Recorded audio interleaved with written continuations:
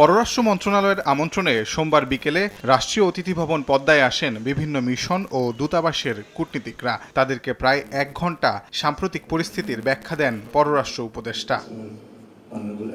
পরে তিনি সাংবাদিকদের জানান, অন্তর্বর্তী সরকার বাংলাদেশে কোনো সাম্প্রদায়িক কর্মকাণ্ড বরদাস্ত করে না বলে জানানো হয়েছে বিদেশি কূটনীতিকদের। প্রথমত চিন্ময় ব্রহ্মচারী যেটা বিষয়, এটা অবশ্যই উল্লেখ করেছে। আমার ব্রিফিংও উল্লেখ ছিল যে চিন্ময় ব্রহ্মচারী কি পরিস্থিতিতে তাকে অ্যারেস্ট করা হয়েছে এবং তারপরে কিভাবে প্রসিডিংস হয়েছে, এবং আমি এটাও বলেছি যে এটা তারা পেরেছে কারণ তাদেরকে তাদের মত ব্যক্ত করার অধিকার দেওয়া হয়েছে বলেই তারা পেরেছে। এই সরকার কোনো ধরনের কোনো সাম্প্রদায়িক যে কার্যকলাপ সেটাকে বরদাস্ত করবে না, এবং সেটা হিন্দু বলে কথা নয়, মুসলিম বলে কথা নয়। আমরা সবাইকে সমান চোখে দেখব।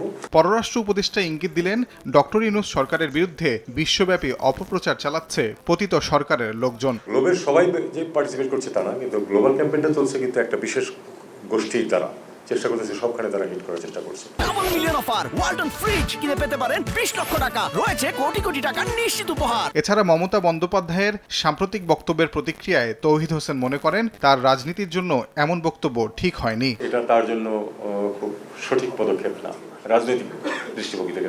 পারস্পরিক স্বার্থের ভিত্তিতে ভারতের সঙ্গে বাংলাদেশ স্বাভাবিক সম্পর্ক রাখতে চায় বলেও উল্লেখ করেন পররাষ্ট্র উপদেষ্টা। সুসম্পর্ক চাই, পরস্পরের স্বার্থ ঠিক রেখে। তাজওয়ার মাহমিদ, সময় সংবাদ, ঢাকা।